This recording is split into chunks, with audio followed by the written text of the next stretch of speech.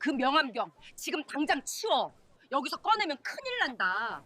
시장은 새벽부터 김이 모락모락 올라오고 나는 앞치마 끈을 꽉 묶은 채 떨리는 손으로 반찬통 뚜껑을 닫았다. 시댁 식구들 눈빛은 또 나를 시장 며느리로 찍어 눌렀다. 분해서 이를 꽉 깨문다. 내가 들고 있는 오래된 명함. 순간 시어머니 얼굴이 하얘진다. 웃다가 숨을 삼키고 남편은 젓가락을 떨어뜨린다. 나는 심장이 쿵 내려앉는데도 따뜻한 척 고개를 숙인다. 이 사람들 뭘 숨긴 거지? 그리고 그날 밤 내 휴대폰이 한 번 더 울리며 아직 말하지 못한 과거가 입을 열려 한다. 사연 시작 전 구독과 좋아요를 눌러주시고 어디에서 듣고 계신지 댓글 남겨주시면 그곳으로 행복과 건강을 보내드리겠습니다. 사연 시작합니다. 통인시장 새벽 5시 비닐 천막이 바람에 파르르 떨리는 소리가 들렸습니다. 라디오에서는 이미자의 목소리가 작게 흘러나왔어요. 나는 반찬가게 은인의 앞치마 끈을 꽉 묶으면서 어묵 국물을 한번 휘저었죠. 손등은 늘 갈라져 있었습니다. 핸드크림을 발라도 소용없었어요. 새벽 찬물에 손을 담그고 물을 썰고 멸치를 다듬다 보면 어느새 피부는 다시 갈라져 있었죠. 며느리야, 간 좀 봐라. 시어머니 말순 여사는 말끝마다 며느리라는 호칭을 꾹 눌러 찍었습니다. 내 이름은 불리지 않았어요. 결혼한 지 10년이 넘었는데도 나는 여전히 며느리였습니다. 이름이 있는 사람이 아니라 역할만 있는 사람처럼 느껴질 때가 많았죠. 나는 웃으며 대답했습니다. 네, 어머니. 속으로는 늘 같은 말을 삼켰어요. 참자. 오늘 장사만 잘 되면 돼. 오늘만 넘기면 돼. 내일은 좀 나아질 거야. 그렇게 스스로를 달래면서 하루하루를 견뎠습니다. 국물 맛을 보니 간이 딱 맞았어요. 말순 여사는 고개를 끄덕이며 다시 냉장고 쪽으로 돌아섰죠. 남편 준호는 옆에서 계산기를 두드리며 한숨을 쉬었습니다. 이번 달 이자 또 올랐대. 그 말이 나올 때마다 가게 안공기가 차가워졌어요. 손님들도 아직 오지 않은 새벽 시간, 우리 세 식구만 있는 가게 안은 숨이 막힐 것 같았습니다. 준호는 계산기를 탁 내려놓고는 머리를 감싸쥐었죠. 이마에 주름이 깊게 패여 있었어요. 예전에는 웃는 얼굴이 예뻤는데 이제는 웃음을 본 지도 오래됐습니다. 나는 아무 말도 하지 않았어요. 대신 냉장고 아래쪽 김치통 뒤에 숨겨둔 작은 금고를 떠올렸습니다. 그 안에 있는 건 돈이 아니라 오래된 봉투였어요. 조조은행. 도장이 찍힌 옛날 서류 사본, 공중전화 박스 옆에서 받았던 삐삐 번호 메모, 그리고 VHS 테이프 한 개. 그것들은 내가 아직 시장 며느리가 아니었던 시절의 흔적이었습니다. 말순 여사는 늘 나를 깔봤어요. 시장 며느리는 시장 며느리답게 조용히 살면 돼. 그 말이 날카롭게 박힐 때마다 나는 더 얌전한 척 고개를 숙였죠. 반박하지 않았습니다. 화내지도 않았어요. 그저 묵묵히 시킨 일을 했습니다. 물을 썰고 김치를 담그고 반찬을 포장하고 손님을 맞았죠. 말순 여사는 그런 내 모습을 보며 만족스러워했습니다. 순한 며느리라고 동네 사람들에게 자랑하기도 했어요. 하지만 내가 조용한 건 성격이 아니라 때 때문이었습니다. 아직은 아니다. 그렇게 속으로 되뇌며 나는 참았어요. 언젠가 때가 오면 그때는 더 이상 참지 않을 거라고 다짐했죠. 오전 7시가 되자 시장에 사람들이 몰려들기 시작했습니다. 할머니들이 장바구니를 들고 이 가게 저 가게를 기웃거렸어요. 나는 반찬통을 깔끔하게 정리하고 가격표를 붙였습니다. 멸치볶음, 시금치나물, 콩자반, 어묵볶음. 손님들은 맛을 보고는 고개를 끄덕이며 주문했죠. 은인의 반찬은 진짜 맛있어. 그 말을 들을 때마다 조금은 위로가 됐어요. 적어도 내 손길이 누군가에게는 인정받고 있다는 느낌이 들었으니까요. 하지만 그 위로도 잠깐 계산대 앞에 쌓인 외상장부를 볼 때마다 현실은 다시 무겁게 짓눌렀습니다. 점심때가 지나고 오후가 되자 시장은 한산해졌어요. 말순 여사는 다방으로 나가고 준호는 은행 일 보러 간다며 자리를 떴죠. 나는 혼자 남아서 설거지를 하고 정리를 했습니다. 물소리만 들리는 가게 안에서 나는 문득 창밖을 바라봤어요. 시장 골목 끝에는 예전에 내가 다니던 법학원이 있었습니다. 지금은 문을 닫았지만 그 건물을 볼 때마다 가슴이 먹먹해졌어요. 그때 내가 조금만 더 버텼다면, 조금만 더 포기하지 않았다면 지금쯤 어떻게 됐을까? 그런 생각이 꼬리를 물었죠. 하지만 후회해도 소용없었어요. 이미 흘러간 시간이었으니까요. 나는 고개를 저으며 다시 설거지를 계속했습니다. 물은 차가웠고 손은 시렸어요. 그래도 멈출 수는 없었습니다. 이게 내 일상이었으니까요. 저녁 무렵 준호가 돌아왔어요. 얼굴이 어두웠습니다. 은행에서 좋은 소식을 듣지 못한 게 분명했죠. 나는 묻지 않았어요. 어차피 대답은 뻔했으니까요. 이자는 계속 오르고 빚은 줄어들지 않고 우리는 점점 더 깊은 수렁에 빠져들고 있었습니다. 말순 여사가 돌아오자 저녁 준비가 시작됐어요. 나는 밥을 짓고 국을 끓이고 반찬을 차렸습니다. 식탁에 둘러앉았지만 대화는 없었어요. 숟가락 부딪히는 소리만 작게 울렸죠. 준호는 밥을 몇 숟갈 뜨다가 그만 젓가락을 내려놓았습니다. 내일 사돈 쪽에서 온대. 말순 여사의 손이 멈췄어요. 나도 숨을 죽였습니다. 사돈. 그 말이 나올 때마다 불길한 예감이 들었죠. 정 회장. 동네에서 제일 잘 나간다는 사람. 그 사람이 온다는 건 좋은 일이 아니었습니다. 말순 여사가 낮게 말했어요. 조용히 해. 괜히 말 꺼내지 말고. 나는 고개를 끄덕였습니다. 하지만 속으로는 이미 준비를 시작했어요. 내일 그 자리에서 무슨 일이 벌어질지 모르지만 나는 더 이상 가만히 있지 않을 생각이었습니다. 냉장고 뒤 금고 안에 있는 것들, 그것들이 언젠가는 쓰일 날이 올 거라고 믿었죠. 밤이 깊어지고 나는 혼자 가게 정리를 마쳤습니다. 불을 끄고 문을 잠그면서 나는 하늘을 올려다봤어요. 별이 보이지 않는 도심 하늘이었지만 그래도 숨은 쉴 수 있었습니다. 내일은 조금 달라질 거야. 그렇게 스스로를 다독이며 나는 집으로 돌아갔습니다. 명절을 며칠 앞둔 오후였습니다. 시장 골목 끝 다방 미도에서 시댁 식구들이 모였어요. 동네에서 제일 잘 나간다는 사돈, 정 회장이 온다는 날이었죠. 나는 아침부터 마음이 무거웠습니다. 뭔가 좋지 않은 일이 벌어질 것 같은 예감이 들었어요. 다방 문을 열고 들어서자 담배 연기와 커피 냄새가 섞여 있었습니다. 말순 여사는 나를 옆에 세워두고 억지로 웃음을 지었어요. 준호는 구석자리에 앉아서 손톱을 뜯고 있었죠. 긴장한 게 눈에 보였습니다. 정 회장이 들어왔어요. 검은색 양복에 금시계를 찬 모습이었습니다. 걸음걸이부터 달랐어요. 자신감이 넘쳤죠. 아니, 오만함이라고 해야 맞을 것 같았습니다. 그는 자리에 앉으며 우리를 훑어봤어요. 말순 여사가 급히 말했습니다. 회장님 오셨습니까? 커피 드릴까요? 됐어. 시간 없으니까 바로 본론으로 들어가지. 정 회장은 나를 보며 턱으로 가리켰어요. 이 사람이 며느리? 네, 우리 며느리입니다. 반찬 가게 하는 착한 애예요.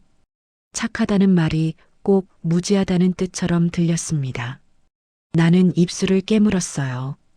정 회장은 내 얼굴을 천천히 훑어보고는 코웃음을 쳤습니다. 요즘 시장도 장사 안 되잖아. 그럼 빚은 어떻게 갚아? 그 순간 남편 준호의 손이 컵을 꽉 쥐었어요. 손등에 핏줄이 붉어졌습니다. 나는 준호를 봤지만 그는 고개를 돌렸죠.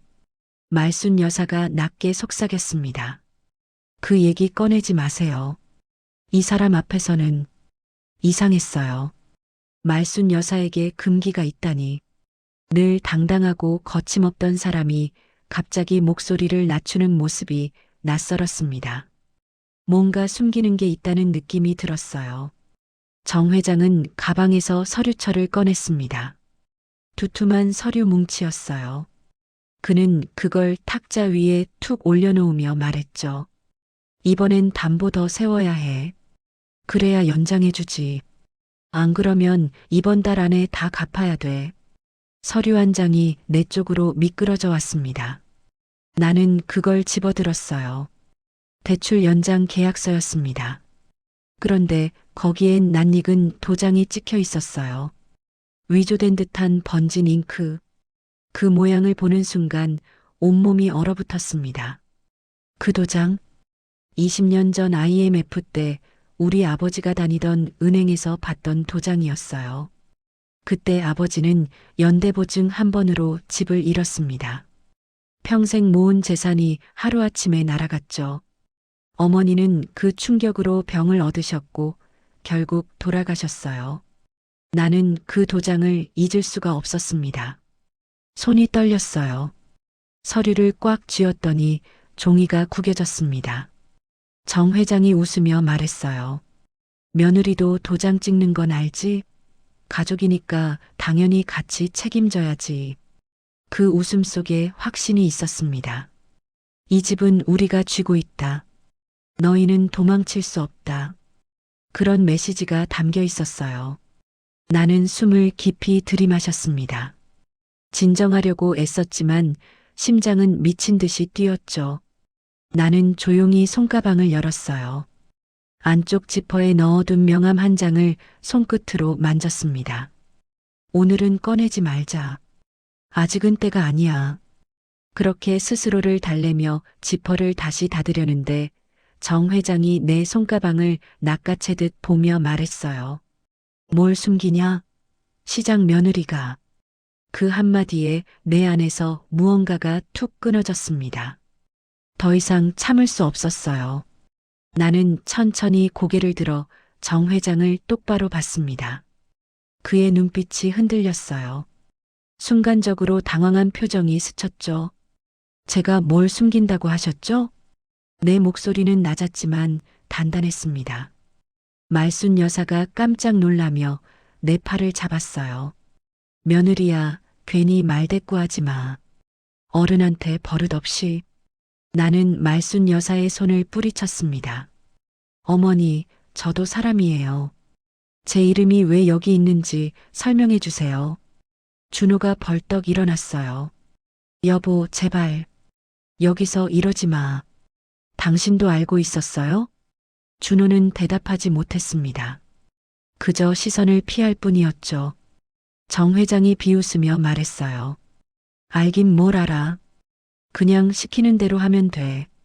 며느리 주제에. 그 말이 귀에 박혔습니다. 며느리 주제에. 늘 들어왔던 말이었지만 오늘따라 유독 칼처럼 날카로웠어요. 나는 서류를 탁자 위에 내려놓으며 말했습니다. 이 도장, 제가 찍은 적 없는데요. 다방 안이 순간 조용해졌어요. 말순 여사의 얼굴이 하얗게 질렸습니다. 정 회장은 표정을 굳히며 나를 노려봤죠. 준호는 고개를 떨구고 있었어요. 정 회장이 천천히 말했습니다. 증거라도 있어? 필요하면 찾을 수 있어요. 그 말을 하는 순간 나는 돌아갈 수 없는 선을 넘었다는 걸 알았습니다. 이제부터는 싸움이었어요. 물러설 수 없는 싸움. 정 회장은 서류를 거두며 일어났습니다. 좋아. 그럼 법대로 하자고. 근데 법은 돈 있는 사람 편이야. 그는 문을 박차고 나갔어요. 말순 여사가 내 뺨을 때린 것처럼 손을 들었지만 결국 내리지 못했습니다.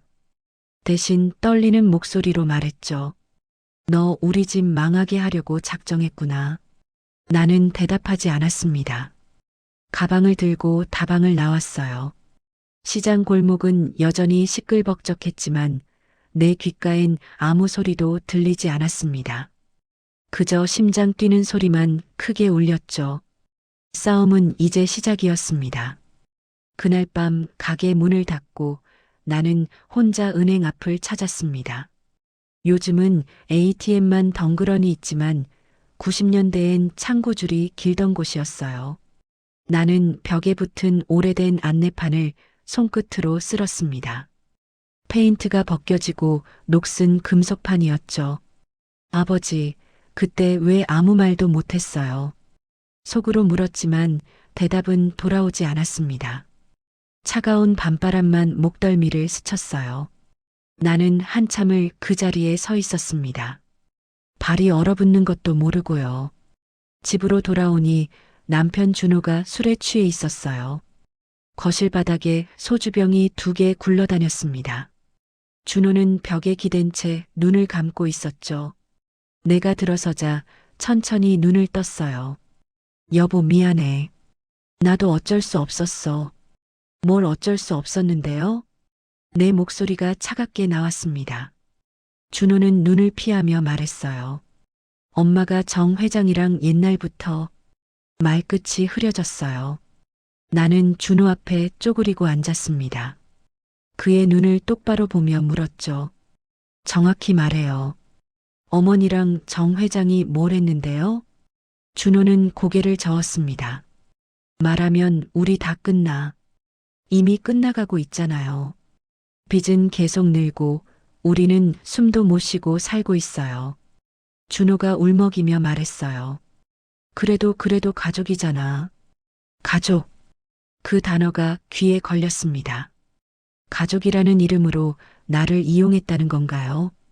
가족이라는 이유로 내 도장을 함부로 썼다는 건가요? 나는 입술을 깨물었어요. 그 순간 시어머니 말순 여사가 방문을 벌컥 열었습니다. 얼굴이 벌개져 있었어요. 술 냄새가 났습니다. 너 괜히 건드리지 마. 우리 집 망한다. 어머니가 먼저 망하게 만들었잖아요. 내 말에 말순 여사가 입을 다물었습니다.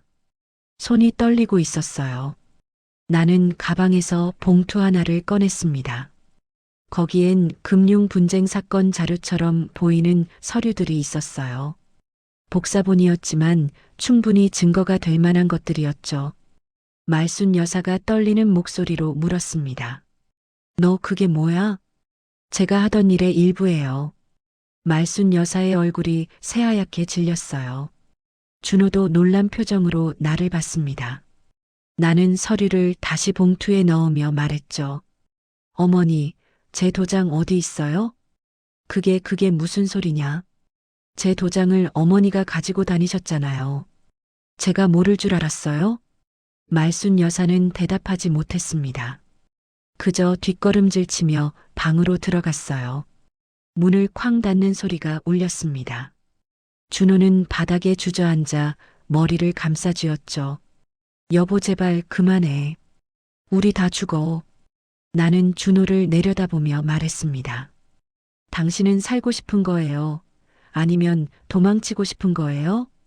준호는 대답하지 않았어요. 나는 더 이상 할 말이 없었습니다. 방으로 들어가 불을 껐어요. 어둠 속에서 천장을 바라보며 나는 숨을 고르려 애썼습니다. 다음 날 새벽 나는 시장 골목의 공중전화 부스를 일부러 찾았어요. 삐삐 시절 습관처럼 동전을 넣고 번호를 눌렀습니다. 연결음이 울렸어요. 한참 후에 익숙한 목소리가 들렸죠. 여보세요? 선배, 저예요. 은희. 전화기 너머로 잠시 침묵이 흘렀습니다. 그리고 낮고 단단한 목소리가 돌아왔어요. 은희야. 오랜만이네. 무슨 일이야? 그건 시작할 때가 된 것 같아요. 정말로 할 거야? 한번 시작하면 돌이킬 수 없어. 나는 숨을 길게 내쉬었습니다. 알아요. 그래도 해야 할 것 같아요. 좋아. 그럼 증거부터 모아. 감정으로 덤비면 너만 다쳐. 법은 증거로 말하는 거야. 네, 알겠습니다. 전화를 끊고 나는 부스 밖으로 나왔어요. 새벽 공기가 차가웠습니다. 시장에는 아직 불이 켜지지 않았지만 멀리서 트럭 소리가 들려왔어요. 하루가 시작되고 있었죠. 나는 천천히 가게로 걸어갔습니다. 이제부터는 시장 며느리가 아니라 변호사 은희로 움직여야 했어요. 오래전에 묻어두었던 정체성을 다시 꺼내야 하는 시간이었습니다. 가게 문을 열고 들어서니 말순 여사가 먼저 와 있었어요. 어묵 국물을 끓이고 있었습니다. 나를 보더니 고개를 돌렸죠. 말을 걸지 않았어요. 나도 침묵을 지켰습니다. 앞치마를 두르고 반찬을 정리하면서 나는 계획을 세웠어요. 첫째, 내 도장이 찍힌 서류를 모두 찾아야 했습니다. 둘째, 정 회장과 말순 여사 사이의 거래 내역을 확인해야 했죠. 셋째, 증인을 찾아야 했어요. 손님들이 오기 시작했습니다. 나는 웃으며 반찬을 팔았어요. 겉으로는 평소와 똑같았지만 속으로는 전쟁을 준비하고 있었습니다. 말순 여사는 가끔 나를 힐끗힐끗 봤지만 아무 말도 하지 않았어요. 점심때가 지나고 오후가 되자 나는 시장 상인회장 최 아저씨를 찾아갔습니다. 최 아저씨는 전파사를 운영하는 분이었어요. 시장에서 가장 오래 장사를 한 분이기도 했죠. 아저씨, 여쭤볼 게 있어요. 그래, 며느리. 무슨 일인데? 혹시 우리 어머니가 예전에 은행 일 보러 다닐 때 기억나세요? 최 아저씨의 표정이 굳어졌습니다. 그 얘기는 왜? 제가 알아야 할 것 같아서요. 최 아저씨는 한참을 망설이다가 작은 목소리로 말했어요. 며느리야 함부로 건드리면 안 돼. 그 사람들 보통이 아니야. 알아요. 그래도 해야 해요. 최 아저씨는 한숨을 쉬며 고개를 끄덕였습니다. 그럼 조심해. 증거 없이 덤비지 말고. 나는 고개를 숙여 인사하고 가게로 돌아왔습니다. 이제 시작이었어요. 나는 낮엔 반찬을 팔고 밤엔 서류를 뒤졌습니다. 시어머니가 잠든 시간 냉장고 뒤 금고를 열어 옛 서류를 하나하나 꺼냈어요. 대출 계약서, 담보 설정 서류, 그리고 이상하게도 내 이름이 들어간 문서들이 있었습니다. 왜 내 이름이 여기 있지? 나는 찍은 기억이 없는데. 서류를 자세히 들여다봤어요. 도장 모양이 미묘하게 달랐습니다. 잉크가 번진 부분도 있었고 날인 위치도 제각각이었죠. 이건 분명 위조였어요. 손이 떨렸습니다. 화가 났어요. 동시에 무서웠습니다. 내 이름으로 얼마나 많은 빚이 만들어졌을까. 나는 서류를 하나하나 촬영했어요. 핸드폰 카메라로 찍고 파일로 저장했습니다. 증거는 여러 곳에 보관해야 했죠. 며칠 뒤 시장에 낯선 남자가 나타났습니다. 검은 승용차에서 내리더니 가게 앞에 섰어요. 선글라스를 낀 채였습니다. 주변 상인들이 수군거리기 시작했죠. 은희 씨죠? 누구세요? 남자는 웃지도 않았습니다. 정 회장 쪽에서 왔습니다. 조용히 넘어가시죠. 시장에서 장사나 하시고요. 협박이었어요. 노골적인 협박. 나는 반찬통을 내려놓고 그의 눈을 똑바로 봤습니다. 선글라스 너머로 차가운 시선이 느껴졌어요. 저한테 협박하면 기록 남겨요. 남자는 코웃음을 쳤습니다. 기록? 당신이 뭘 할 수 있는데요? 해보면 알겠죠. 남자는 더 이상 말하지 않고 돌아섰어요. 하지만 가기 전에 명함 한 장을 던지고 갔습니다. 명함에는 법무법인 이름이 적혀 있었어요. 정 회장 측 변호사였습니다. 나는 명함을 주머니에 넣으며 심호흡을 했어요. 그날 밤 남편 준호가 내 핸드폰을 몰래 뒤지다 들켰습니다. 나는 화장실에서 나오다가 준호를 봤어요. 그는 깜짝 놀라며 핸드폰을 내려놓았죠. 여보, 너 누구랑 통화해? 당신이 알 사람이에요. 준호의 눈이 흔들렸습니다. 우리 엄마 건드리면 나도 끝이야. 그 말에서 협박을 들었습니다. 남편도 공범일 수 있다는 두려움이 등골을 훑쳤어요. 나는 핸드폰을 집어들며 말했습니다. 당신은 어느 편이에요? 그게 무슨 소리야? 어머니 편이에요? 아니면 내 편이에요? 준호는 대답하지 못했습니다. 그저 고개를 돌렸을 뿐이죠. 나는 더 이상 물어보지 않았어요. 답은 이미 나와 있었으니까요. 준호는 말순 여사 편이었습니다. 아니, 자기 자신을 지키는데 급급한 사람이었어요. 하지만 작은 성공도 있었습니다. 시장 상인회장 최 아저씨가 몰래 말을 걸어왔어요. 가게 문을 닫을 무렵이었습니다. 며느리야 말순 여사가 예전에 도장 맡기고 다닌 거 나 봤다. 도장요? 은행 일 보러 간다면서 내 도장도 같이 들고 다니더라. 분명히 봤어. 그 말이 내 머리를 쾅 치고 지나갔습니다. 내 도장, 내 이름이 찍힌 문서, 그리고 내가 모르는 사이 벌어진 일들. 퍼즐 조각이 맞춰지기 시작했어요. 언제쯤이요? 한 3년 전? 아니, 그보다 더 됐을 수도 있어. 정확히는 모르겠는데. 혹시 증인 서주실 수 있어요? 최 아저씨는 한참을 고민하더니 고개를 끄덕였습니다. 며느리가 정말 싸울 거면 도와줄게. 우리 시장 사람들도 정 회장 때문에 피해본 사람 많아. 나는 눈물이 날 뻔했어요. 하지만 참았습니다. 지금은 울 때가 아니었으니까요. 나는 최 아저씨께 고개를 숙여 인사했습니다. 감사합니다, 아저씨. 조심해. 저 사람들 가만히 있지 않을 거야. 집으로 돌아오는 길에 나는 하늘을 올려다봤어요. 별이 몇 개 보였습니다. 구름 사이로 반짝이는 별들. 어릴 적 아버지와 함께 보던 별들이 떠올랐죠. 아버지는 늘 말씀하셨어요. 힘들 땐 하늘을 봐라. 별은 어둠 속에서 더 빛난다고. 나는 고개를 끄덕이며 걸었습니다. 중간 반전은 여기였어요. 말순 여사는 단순히 몰랐던 사람이 아니었습니다. 의도적으로 나를 이용했어요. 내 도장을 가지고 다니며 내 이름으로 빚을 만들었던 거죠. 집에 도착하니 불이 꺼져 있었어요. 말순 여사도 준호도 자고 있었습니다. 나는 조용히 방으로 들어가 책상 서랍을 열었어요. 거기엔 내가 예전에 쓰던 법전이 있었습니다.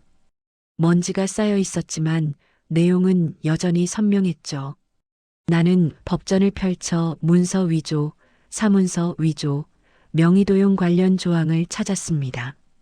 형법 제231조. 사문서를 위조한 자는 5년 이하의 징역에 처한다. 손가락으로 글자를 따라가며 나는 속으로 되뇌었어요. 이건 범죄야. 명백한 범죄. 가족이라는 이름으로 덮을 수 있는 일이 아니야. 다음 날 아침 나는 선배에게 다시 전화를 걸었습니다. 이번엔 가게가 아니라 공원 벤치에서 통화했어요. 주변에 사람이 없는지 확인한 후였죠. 선배, 증거 모았어요. 어떤 거? 서류 사본이랑 증인 진술, 그리고 핸드폰 문자 기록이요. 좋아. 그럼 이제 법적 절차 밟아야 해. 고소장 작성하고 증거 제출하고. 혼자 할 수 있을까요? 할 수 있어. 내가 누군데? 은희야, 넌 할 수 있어. 전화를 끊고 나는 벤치에 한참 앉아 있었습니다. 바람이 불었어요. 나뭇잎이 흔들렸죠. 나는 눈을 감고 깊게 숨을 들이마셨습니다. 이제 정말 시작이었어요. 돌아갈 수 없는 길이었습니다. 명절 당일 시댁 거실은 전 냄새와 텔레비전 소리로 가득했습니다. 말순 여사가 갑자기 내 앞치마를 잡아당겼어요. 힘이 생각보다 셌습니다. 너 오늘 정 회장 앞에서 절대 말실수하지 마. 왜요? 왜긴 왜야? 그냥 가만히 있어. 음식이나 내오고. 나는 고개를 끄덕였지만 속으로는 다른 생각을 하고 있었어요. 오늘이 결정적인 날이 될 것 같았습니다. 정 회장이 들어오자 분위기가 달라졌어요. 사람들은 억지로 웃고 술잔을 올렸습니다. 정 회장은 소파 한가운데 앉았어요. 왕처럼 당당했습니다. 준호는 구석에서 술만 마셨죠. 나는 부엌에서 음식을 나르며 거실 분위기를 살폈어요. 말순 씨, 요즘 장사는 어때? 그냥 그래요. 먹고 살만은 해요. 먹고 살만? 빚은 어떻게 갚고? 정 회장의 목소리가 낮아졌습니다. 위협적이었어요. 말순 여사는 얼굴이 굳어지며 고개를 숙였죠. 그때 정 회장이 갑자기 내게 서류를 내밀었습니다. 여기 사인. 며느리 명의로 담보 더 늘리는 거야. 내 눈앞이 순간 하얘졌어요. 서류에는 또다시 내 이름이 적혀 있었습니다. 대출 금액은 5천만 원. 담보는 내 명의로 된 가게 지분이었죠. 내가 언제 가게 지분을 받았나요? 이것도 위조였어요. 그건 불법이에요. 내가 조용히 말하자 거실이 얼어붙었습니다. 술잔 부딪히는 소리도 멈췄어요. 모두가 나를 봤습니다. 말순 여사가 내 뺨을 짝 하고 쳤어요. 내가 뭘 알아? 뺨이 화끈거렸습니다. 귀에서 윙 소리가 났어요.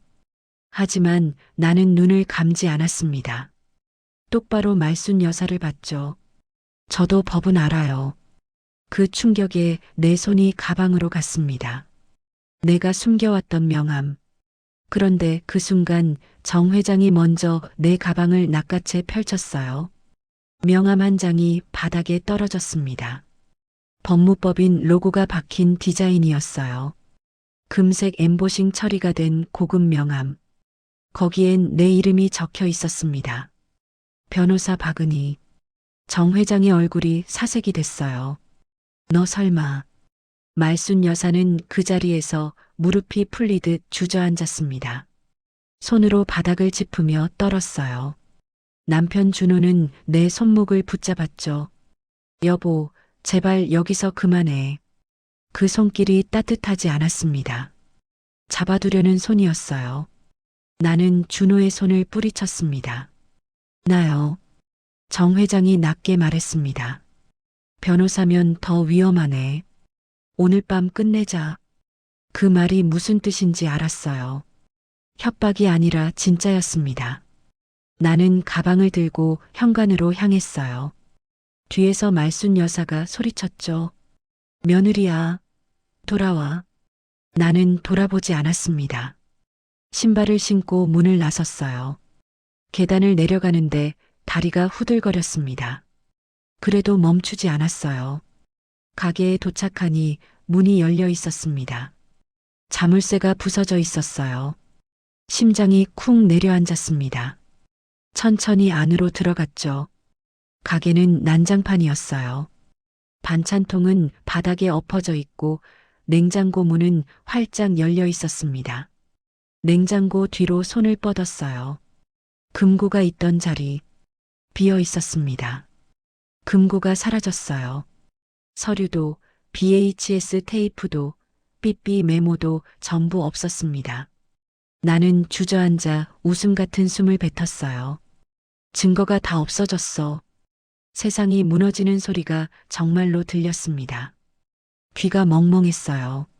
숨쉬기가 힘들었습니다. 핸드폰이 울렸어요. 모르는 번호였습니다. 받았죠. 여보세요? 은희 씨. 조용히 하세요. 증거 없으면 아무것도 못해요. 정 회장 측 사람이었어요. 나는 전화를 끊었습니다. 핸드폰을 바닥에 내려놓고 두 손으로 얼굴을 감쌌어요. 눈물이 나올 것 같았지만 나오지 않았습니다. 그냥 텅 빈 기분이었죠. 얼마나 그렇게 앉아 있었을까요? 문이 열리는 소리가 들렸습니다. 최 아저씨였어요. 며느리야, 괜찮아? 나는 고개를 저었습니다. 증거가 다 없어졌어요. 금고 말하는 거야? 네. 최 아저씨는 한숨을 쉬며 내 옆에 앉았어요. 그럴 줄 알았어. 그 사람들 원래 그래. 이제 어떡하죠? 포기할 거야?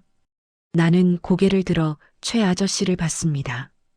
최 아저씨는 담담한 얼굴로 말했어요. 며느리야, 증거는 하나만 있는 게 아니야. 사람도 증거고 기록도 증거야. 무슨 말씀이세요? 내가 봤잖아. 말순 여사가 내 도장 들고 다니는 거. 그리고 시장 상인들도 다 알아.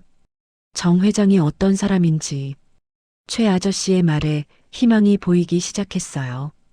그래, 증거가 하나 없어졌다고 끝이 아니야.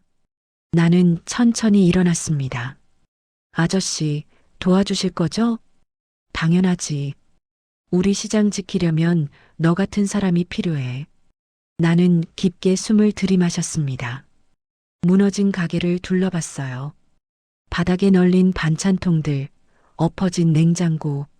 하지만 이건 끝이 아니었습니다. 새로운 시작이었어요. 핸드폰을 집어들고 선배에게 전화를 걸었습니다. 한참 후에 연결됐죠. 선배, 금고 털렸어요. 예상했어. 그쪽에서 당연히 그럴 줄 알았지. 그럼 어떡해요? 은희야, 진짜 증거는 내가 가지고 있잖아. 나는 멈칫했습니다. 그래, 맞아. 진짜 증거는 따로 있었어요. 집 다락방 낡은 여행 가방 속, 어머니가 쓰던 천보자기로 감싼 채 숨겨둔 서류들. 복사본이 아니라 원본이었죠. 선배, 아직 남았어요. 그럼 됐어. 이제 반격할 차례야. 전화를 끊고 나는 가게를 나섰습니다. 밤 공기가 차갑게 얼굴을 때렸어요. 하지만 정신이 또렷해졌습니다. 이제부터가 진짜였어요. 눈물은 잠깐이었습니다. 나는 시장 골목을 걸었어요. 새마을 버스가 덜컹거리며 지나가고 어르신들이 손을 비비며 새벽을 맞았습니다. 그 모습이 나를 붙잡았어요. 여기서 무너지면 나도 아버지도 이 시장도 다시는 못 일어나. 나는 고개를 저으며 발걸음을 옮겼습니다. 집으로 가는 길이었어요. 다락방에 숨겨둔 진짜 증거를 확인해야 했죠. 집에 도착하니 불이 꺼져 있었습니다. 말순 여사도 준호도 아직 돌아오지 않은 모양이었어요. 나는 조용히 다락방 사다리를 내렸습니다. 먼지가 풀썩 날렸죠. 기침을 참으며 올라갔어요. 다락방 구석에 낡은 여행 가방이 있었습니다. 어머니가 쓰시던 갈색 가죽 가방. 자물쇠를 열고 뚜껑을 열었어요. 천보자기가 보였습니다. 손이 떨렸지만 천천히 풀었죠. 서류가 나왔어요. 대출 계약서 원본, 담보 설정 서류, 그리고 내 도장이 찍힌 문서들. 모두 원본이었습니다. 금고에 넣어뒀던 건 미끼였어요. 진짜는 여기 있었죠. 나는 서류를 하나하나 확인했습니다. 날짜, 금액, 서명. 모든 게 명확했어요. 이것만 있으면 충분했습니다. 나는 서류를 다시 보자기에 싸서 가방에 넣었어요. 다음 날 아침 나는 예전 라디오 수리하던 전파사 성일전자를 찾았습니다. BHS 수리도 해주는 곳이었어요. 최 아저씨가 말했었죠. 금고는 없어졌어도 복사본은 남겨놨냐고. 아저씨, 혹시 옛날 비디오 테이프 재생할 수 있어요? 비디오 테이프? 요즘 누가 그걸 봐. 근데 기계는 있어. 왜? 볼 게 있어서요. 최 아저씨는 창고에서 낡은 비디오 플레이어를 꺼냈습니다. 먼지를 털고 전원을 켰어요. 화면이 지직거리며 켜졌죠. 나는 가방에서 테이프를 꺼냈습니다. 집에 숨겨뒀던 또 다른 복사본이었어요.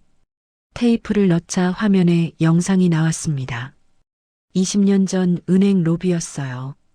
흑백 화면이었지만 선명했습니다. 사람들이 줄을 서 있고 창구 직원이 서류를 처리하고 있었죠. 그리고 거기 말순 여사가 보였습니다. 손에 도장 주머니를 들고 있었어요. 창구 직원과 이야기를 나누더니 서류에 도장을 찍었습니다. 카메라가 가까이 당겨지지는 않았지만 그 모습만으로도 충분했어요. 이게 뭐야? 최 아저씨가 물었습니다. 나는 화면을 가리키며 말했어요. 증거예요. 우리 시어머니가 제 도장을 가지고 은행에 간 거예요. 이걸 어디서 구했어? 아버지가 은행에서 일하셨어요. IMF 때 정리하면서 몰래 빼내신 거예요. 최 아저씨는 고개를 끄덕이며 화면을 봤습니다. 이거면 되겠네. 나는 테이프를 꺼내 다시 가방에 넣었어요. 그리고 결정적인 조각이 하나 더 있었습니다. 남편 준호의 오래된 핸드폰, 폴더폰이었어요. 서랍 깊숙이 넣어뒀던 걸 어제 몰래 가져왔죠. 아저씨, 이 핸드폰 데이터 복구 가능해요? 폴더폰? 한번 봐야 알지. 줘봐. 최 아저씨는 핸드폰을 분해하기 시작했습니다.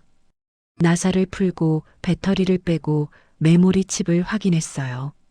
한참 후에 고개를 끄덕였죠. 복구 가능할 것 같아. 시간 좀 걸리는데.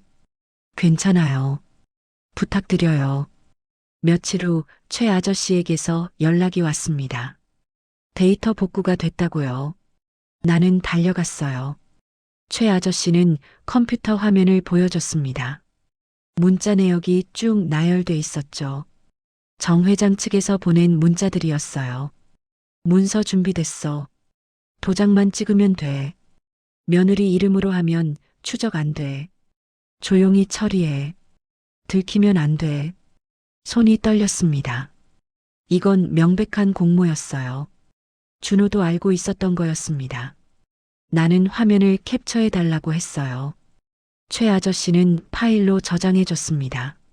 며느리야, 이제 뭐 할 거야? 고소할 거예요. 진짜로? 네. 더 이상 참을 수 없어요. 최 아저씨는 한숨을 쉬며 내 어깨를 두드렸습니다. 조심해. 그 사람들 가만히 있지 않을 거야. 나는 고개를 끄덕이고 전파사를 나왔어요. 시장 골목을 걸으며 나는 거울 앞에 선 나를 상상했습니다. 앞치마를 벗은 모습, 시장 며느리 은희가 아니라 내 이름으로 서는 모습. 무섭지? 속으로 물었어요. 무서웠습니다. 떨렸어요. 하지만 더는 미루면 평생 후회할 것 같았죠. 나는 핸드폰을 꺼내 선배에게 전화를 걸었습니다. 선배, 증거 다 모았어요. 어떤 거? 비디오 테이프, 문자 기록, 서류 원본 전부요. 잘했어. 이제 고소장 작성해야 해. 내일 사무실로 와. 네, 알겠습니다. 전화를 끊고 나는 하늘을 올려다봤어요. 구름이 천천히 흘러가고 있었습니다. 바람이 불었어요. 차가웠지만 상쾌했습니다. 내 안에서 감정이 정리됐어요. 분노는 칼이 되고 후회는 방향이 됐습니다. 이번엔 도망치지 않는다. 나는 주먹을 쥐며 걸었어요. 집으로 돌아가는 길에 시장 사람들이 인사를 건넸습니다. 며느리야, 장사 잘 돼? 오늘 반찬 맛있더라. 나는 웃으며 대답했어요. 감사합니다. 하지만 속으로는 다짐하고 있었습니다. 이 시장을 지키겠다고, 나를 지키겠다고, 더 이상 누군가의 며느리로만 살지 않겠다고. 집에 도착하니 말순 여사가 거실에 앉아 있었어요. 나를 보더니 고개를 돌렸습니다. 나는 아무 말도 하지 않고 방으로 들어갔어요. 책상 위에 고소장 양식을 펼쳐 놓았습니다. 피고인, 정모 박말순, 혐의, 사문서 위조, 명의도용, 사기. 나는 천천히 글자를 적어 내려갔어요. 손이 떨렸지만 멈추지 않았습니다. 이건 시작이었어요. 진짜 싸움의 시작. 나는 만년필을 꽉 쥐고 마지막 문장을 적었습니다. 위 사실을 고소합니다. 나는 정 회장이 열어준다는 가족합의 자리에 나갔습니다. 장소는 낡은 은행 건물 옆 룸 있는 고깃집이었어요. 연기 자욱한 방, 고기 굽는 소리, 잔 부딪히는 소리.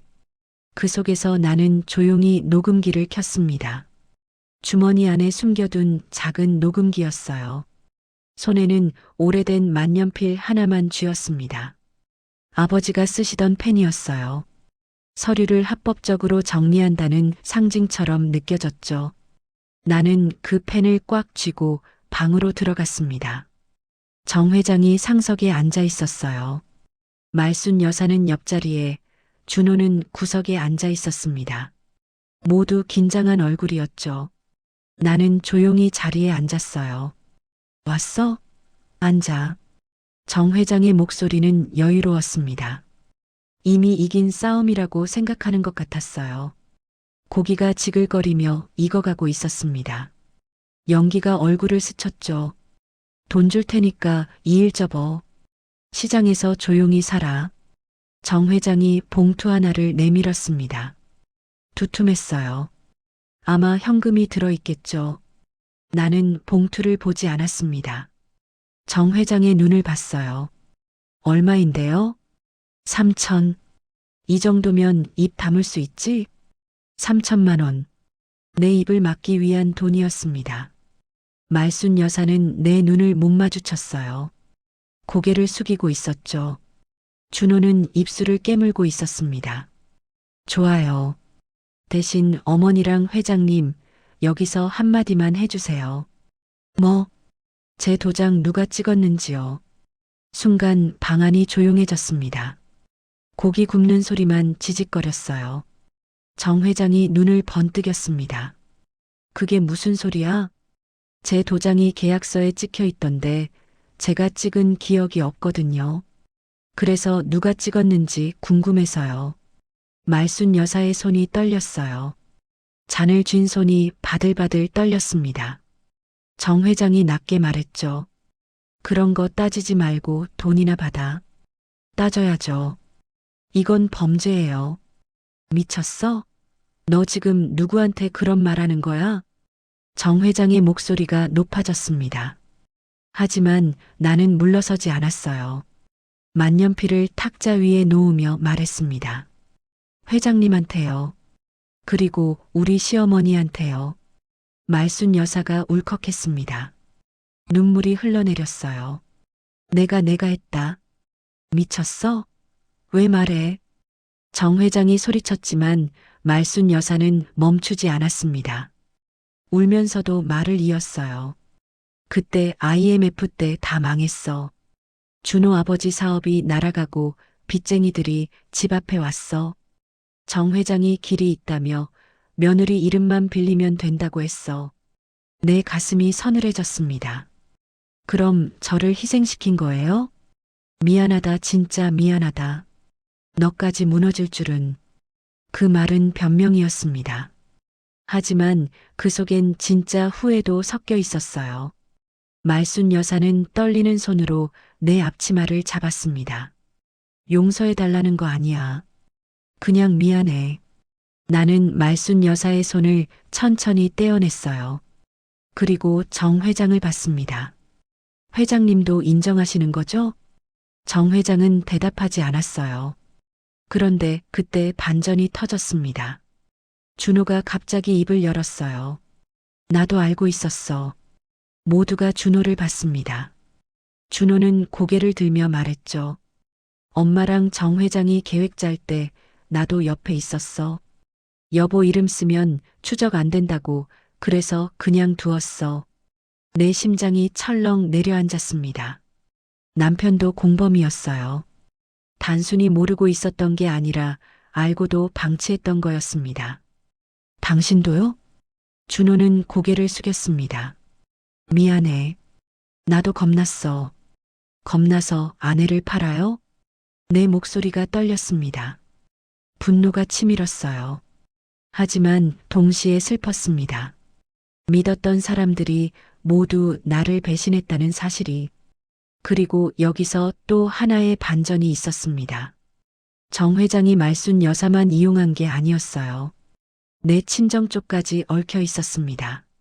너희 아버지도 알고 있었어. 정 회장이 비웃으며 말했습니다. IMF 때 내 아버지 빚 내가 대신 갚아줬어. 그 대가로 내 도장을 받기로 했지. 머리가 어지러웠습니다. 아버지도요? 돌아가신 아버지도 이 일에 연루돼 있었다는 건가요? 나는 벽에 기대며 숨을 고르려 애썼어요. 증거라도 있어요? 증거? 다 불탔어. 내 아버지 죽고 나서. 정 회장은 확신에 차 있었습니다. 하지만 나는 알고 있었어요. 아버지가 남긴 서류들이 다락방에 있다는 걸, 불타지 않았다는 걸. 그때 문 밖에서 소리가 들렸습니다. 누군가 들어오고 있었어요. 문이 열리고 시장 상인회장 최 아저씨가 나타났습니다. 그리고 그 옆에는 금융감독원 조사관이 서 있었죠. 녹취와 자료 접수됐습니다. 정 회장의 얼굴이 일그러졌습니다. 이게 뭐야? 조사관이 서류를 내밀었어요. 문서 위조, 명의 도용, 사기 혐의로 조사 들어갑니다. 정 회장이 벌떡 일어났습니다. 이게 다 시장 며느리 주제에. 나는 조용히 말했습니다. 저 시장 며느리 맞아요. 근데 제 이름을 함부로 쓰게 두진 않아요. 말순 여사는 바닥에 주저앉아 울고 있었어요. 준호는 얼굴을 감싸쥐었죠. 정 회장은 조사관에게 끌려나갔습니다. 나는 그 모습을 조용히 지켜봤어요. 방을 나서며 나는 만년필을 주머니에 넣었습니다. 아버지의 펜. 이제 그 펜으로 새로운 시작을 쓸 차례였어요. 밖은 어두웠지만 가로등이 환하게 빛나고 있었습니다. 나는 깊게 숨을 들이마시며 걸었어요. 싸움은 끝났지만 진짜 시작은 이제부터였습니다. 몇 달 후 통인시장 골목에도 봄이 왔습니다. 파란 천막이 다시 올라가고 다방 창문엔 햇살이 반짝였어요. 정 회장과 관련된 불법 대출 조직은 수사를 받았습니다. 문서 위조, 강요, 명의 도용. 줄줄이 드러났죠. 말순 여사는 처벌을 피하진 못했습니다. 집행유예를 받았어요. 법정에서 고개를 숙였습니다. 나는 방청석에 앉아 그 모습을 봤죠. 복잡한 감정이 들었어요. 미움도 있었고 안타까움도 있었습니다. 재판이 끝나고 법원 복도에서 말순 여사를 마주쳤어요. 말순 여사는 나를 보더니 멈춰 섰습니다. 한참을 그렇게 서 있다가 입을 열었죠. 은희야. 오랜만에 들어보는 내 이름이었어요. 며느리가 아니라 은희. 가슴이 먹먹해졌습니다. 내 어머니. 나 정말 미안해. 변명은 안 할게. 말순 여사의 목소리가 떨렸습니다. 눈가가 붉어져 있었어요. 나는 한참을 그 얼굴을 바라봤습니다. 주름이 깊어진 얼굴. 늙어 보였어요. 어머니도 힘드셨죠. 그래도 내 이름을 그렇게 쓰면 안 됐어. 내가 나쁜 짓 했어. 나는 고개를 끄덕였습니다. 용서는 쉽지 않았어요. 하지만 이해는 조금 됐습니다. 말순 여사도 생존을 위해 발버둥 쳤던 거겠죠. 잘못된 방법이었지만 앞으로는 제대로 사세요. 그래. 너도 잘 살아라. 말순 여사는 천천히 돌아서 갔습니다. 등이 굽어 보였어요. 나는 그 뒷모습을 한참 지켜봤습니다. 그리고 법원을 나섰죠. 준호와 나는 결국 서류에 도장을 찍었습니다. 이혼 서류였어요. 주민센터 작은 방에서 마주 앉았습니다. 준호는 울면서 말했어요. 여보, 나도 겁났어. 알아요. 용서해 줄 수 없지? 나는 잠시 생각했습니다. 용서, 그게 뭘까요? 있는 걸까요? 아니면 받아들이는 걸까요? 나는 천천히 말했어요. 용서는 모르겠어요. 근데 이해는 해요. 당신도 힘들었다는 거. 미안해. 겁이 나도 사람을 버리면 안 돼요. 그게 제가 배운 거예요. 준호는 고개를 숙였습니다. 나는 서류에 도장을 찍었어요. 마지막 장에 날이 나는 순간 묘한 해방감이 들었습니다. 끝이자 시작이었어요. 나는 다시 시장으로 돌아왔습니다. 하지만 이번엔 앞치마만 두르지 않았어요. 가게 간판 아래 작은 명패를 걸었습니다. 은희 상담실. 시장 상인들, 어르신들이 빚 때문에 울지 않도록 도와주는 작은 자리였어요. 첫날 문을 열자 최 아저씨가 찾아왔습니다. 며느리야, 아니 은희야. 축하한다. 감사합니다, 아저씨. 아저씨 덕분이에요. 무슨 소리. 내가 용기 낸 거지. 최 아저씨는 떡 한 상자를 놓고 갔어요. 시장 사람들이 하나둘 들러서 축하해줬습니다. 김밥집 아줌마, 과일 가게 아저씨, 생선 가게 할머니 모두 따뜻한 말을 건넸죠. 우리도 빚 상담 좀 받을 수 있어? 당연하죠. 언제든지 오세요. 상담실은 작았지만 깨끗했어요. 책상 하나, 의자 2개, 그리고 서류 캐비닛 하나. 그게 전부였습니다. 하지만 내겐 충분했어요. 여기서 새로 시작할 수 있었으니까요. 어느 날 말순 여사가 조용히 시장 입구에 서 있었습니다. 나는 반찬을 정리하다가 말순 여사를 봤어요. 잠시 멈췄습니다. 말순 여사는 천천히 다가왔죠. 은희야. 네, 어머니. 말순 여사는 고개를 숙였습니다. 미안하다. 나는 한참을 보고 말했어요. 미안한 마음 말로만 말고 앞으로는 누구 도장도 함부로 들지 마세요. 말순 여사는 고개를 끄덕였습니다. 눈물이 글썽였어요. 나는 더 이상 말하지 않았습니다. 그 말이 내 안의 매듭을 풀었어요. 용서는 한 번에 오지 않았습니다. 천천히 조금씩 왔어요. 어떤 날은 여전히 화가 났고 어떤 날은 담담했습니다. 하지만 나는 이제 남의 이름으로 살지 않았어요. 내 이름으로 살았죠. 봄바람이 불었습니다. 시장 골목에 벚꽃잎이 날렸어요. 나는 상담실 문 앞에 서서 하늘을 올려다봤습니다. 구름이 천천히 흘러가고 있었죠. 라디오에서 봄날은 간다가 흘러나왔습니다. 예전에 아버지가 좋아하시던 노래였어요. 나는 작게 따라 불렀습니다. 목소리가 떨렸지만 괜찮았어요. 어느 날 젊은 여자가 상담실을 찾아왔습니다. 빚 때문에 고민이라고 했어요. 남편 몰래 대출을 받았는데 갚을 길이 없다고 했죠. 나는 그녀의 손을 잡아주며 말했습니다. 괜찮아요. 해결할 수 있어요. 정말요? 네. 저도 그랬으니까요. 그녀의 눈에 희망이 보였습니다. 나는 서류를 꺼내며 차근차근 설명했어요. 어떻게 하면 되는지, 어디에 도움을 요청해야 하는지. 그녀는 고개를 끄덕이며 메모했죠. 상담이 끝나고 그녀가 나가면서 말했습니다. 선생님, 감사합니다. 선생님, 그 호칭이 새로웠어요. 며느리도 아니고 누구 아내도 아니고 선생님. 내 이름으로 불리는 느낌. 좋았습니다. 저녁이 되자 시장은 불빛으로 가득 찼어요.